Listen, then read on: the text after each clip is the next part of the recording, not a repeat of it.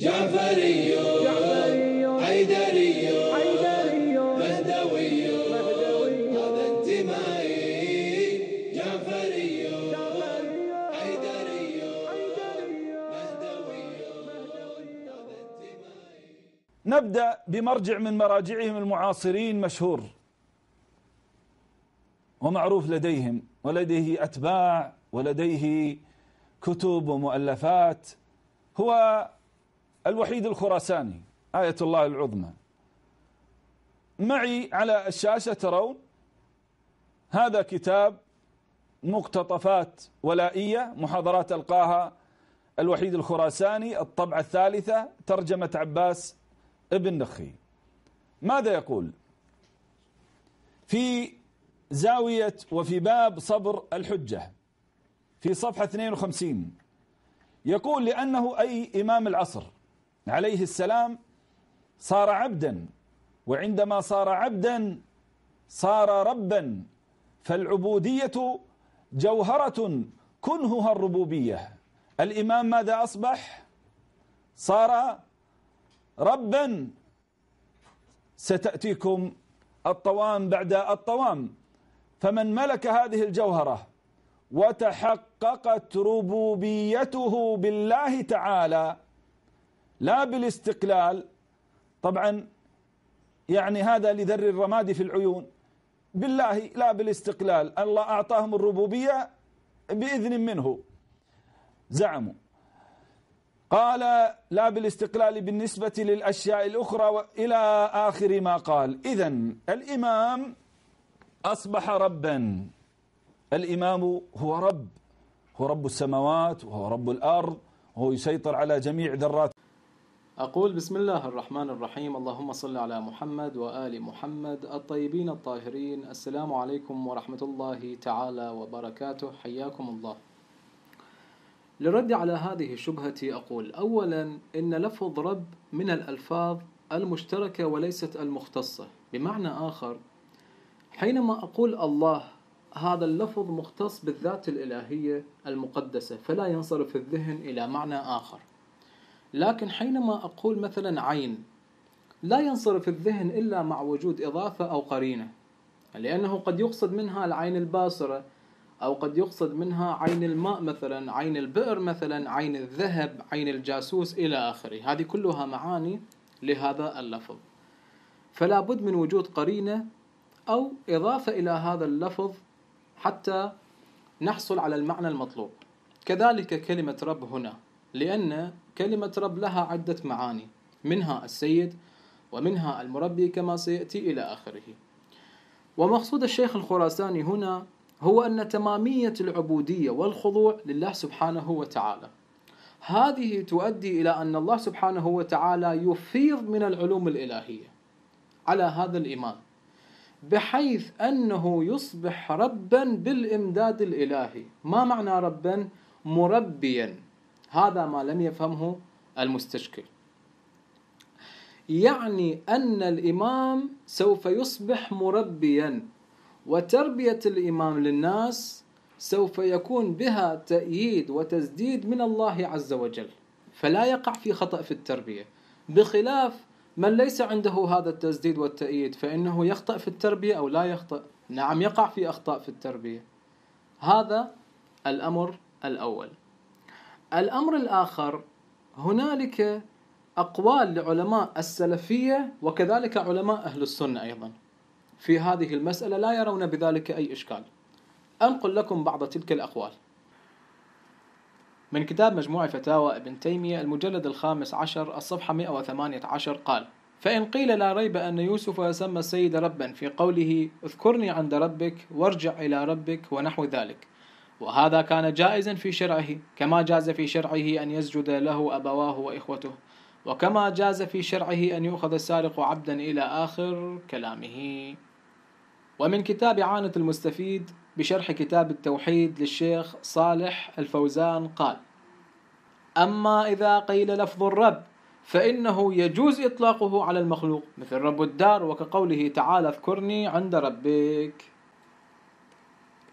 وقال صالح آل الشيخ وهو من كبار مشايخهم، بل هو من أحفاد محمد بن عبد الوهاب، في كتابه التمهيد لشرح كتاب التوحيد قال: وقال آخرون النهي هنا للكراهة، وذلك لأنه من جهة الأدب، ولأنه جاء في القرآن قول يوسف عليه السلام: اذكرني عند ربك، فأنساه الشيطان ذكر ربه فلبث في السجن 10 سنين، ولأن الربوبية هنا المقصود بها ما يناسب البشر، فرب الدار ورب العبد هو الذي يملك أمره في هذه الدنيا، فلهذا قالوا النهي للكراهة وليس للتحريم، مع ما جاء في بعض الأحاديث من تجويز إطلاق بعض تلك الألفاظ. إذا نستفيد من كلامه أنه في بعض الأحيان مولانا يجوز إطلاق هذه الألفاظ، وهذا مستفاد من بعض الأحاديث، وهذا من كبار مشايخهم. ومن كتاب فيض القدير للمناوي قال في الحكم: كن بأوصاف ربوبيته متعلقة، وبأوصاف عبوديتك متحققة، منعك أن تدعي ما ليس لك مما للمخلوقين، إلى آخر كلامه. وقال القرطبي في تفسيره: إنه ربي أحسن مثواي، أي صاحبي يعني العزيز. ويقال لكل من قام بإصلاح شيء وإتمامه: قد ربه يربه فهو رب له.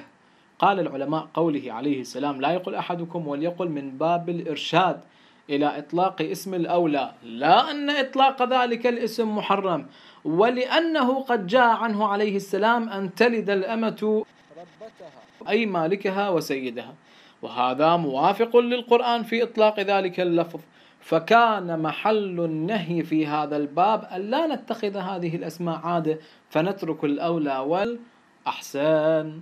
وقال الشرنوبي في شرح الحكم العطائية: كن بأوصاف ربوبيته متعلقة، وبأوصاف عبوديتك متحققة، أي كن أيها المريد متعلقا بأوصاف ربوبيته تعالى من غنى وعز وقوة وعلم ونحو ذلك، بأن تشاهد أن هذه الأوصاف إنما هي لمولاك فقط، وإذا وجدت في غيره فهي عارية منه تعالى، ولا تشهد هذا المشهد إلا إذا تحققت بأوصاف عبوديتك من الفقر والذل والعجز والجهل ونحو ذلك.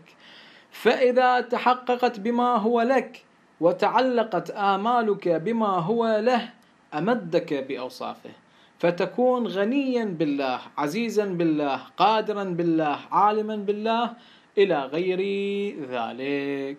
وقال مجد الهلالي في كتابه طوق النجاة: ولنجتهد على أن يرى سبحانه وتعالى منا ذلا وانكسارا وفقرا وحاجة له، فكلما تحققنا بمعاني العبودية لله أمدنا سبحانه بأوصاف ربوبيته، فلقد نصر الله عباده في بدر وهم أذلة، إلى آخر كلامه. وهذا شبيه كلام الشيخ الخراساني. وأما معاني كلمة رب، فقد قال جمال الدين الهندي: الرب لغة المالك والسيد والمدبر والمربي والمتمم والمنعم، ولا يطلق غير مضاف إلا على الله إلا نادرا. ومن معاني الرب في اللغة السيد والمالك والمعبود، ولا يطلق على غير الله سبحانه وتعالى إلا بقيد الإضافة.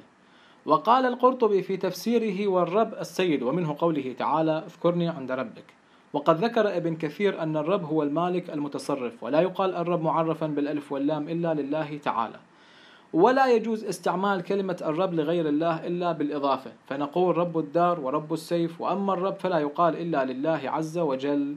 وقال ابن منظور: والعرب تقول: لأن يربيني فلان أحب إلي أن يربيني فلان، يعني أن يكون ربا فوقي وسيدا يملكني. وقال الراغب الأصفهاني: الرب في الأصل التربية، وهو إنشاء الشيء حالا فحال إلى حد التمام، يقال ربه ورباه وربيبه إلى آخره. وقال ابن فارس: الرب المصلح للشيء، يقال رب فلان ضيعته إذا قام على إصلاحها. ومن كتاب أصول الدين عند الإمام أبي حنيفة الجزء الأول قال أحمد بن فارس: والرب المصلح للشيء. وقال القرطبي: والرب المصلح والمدبر والجابر والقائل. وقال الهروي وغيره: يقال لمن قام بإصلاح شيء وإتمامه: قد ربه يربه فهو رب له، إلى آخر كلامه. إذن كما استمعنا سوية إلى هذه الأقوال وعرفنا معنى كلمة رب، وأن علماء السلفية وعلماء السنة كذلك ليس عندهم إشكال، بل بعضهم عنده كلام نظير هذا الكلام وشبيه هذا الكلام كما استمعتم، بل والشيخ الخراساني قد وضع بعض القرائن الدالة على هذا المعنى، منها أن الإمام حينما يتسلم أو يكون ربا بمعنى مربيا لا بالاستقلال وإنما بالتسديد والتأييد من الله سبحانه وتعالى، لذلك قال لا بالاستقلال. هذه المفردة كانت لبيان هذا المعنى، هذا أولا. وثانيا قال من هنا تبدأ الإمامة.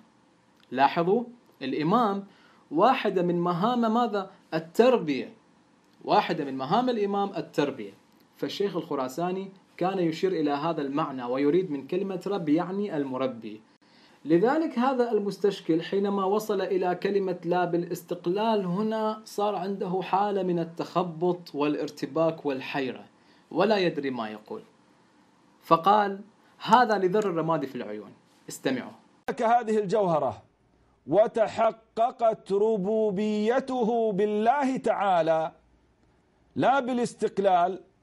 طبعا يعني هذا لذر الرماد في العيون، بالله لا بالاستقلال، الله أعطاهم الربوبية بإذن منه. إذن استمعنا سوية إلى هذا السلفي وكيف أنه اعترف أن الشيعة الإمامية الاثنى عشرية يقولون أن هذا الإمام يصبح مربيا لا بالاستقلال وإنما هو بتسديد وتأييد من الله سبحانه وتعالى، وإنما الشبهة جاءت من نفس هذا المشتبه لأنه يجهل بالأمور المنطقية حيث لم يفرق بين اللفظ المشترك من المختص، ويجهل كذلك بالمعاني اللغوية لهذا اللفظ، فوقع في هذا الإشكال. هذا ما يخص رد الشبهة لهذا اليوم، والحمد لله رب العالمين، وصلى الله على سيدنا ونبينا محمد وعلى آله الطيبين الطاهرين.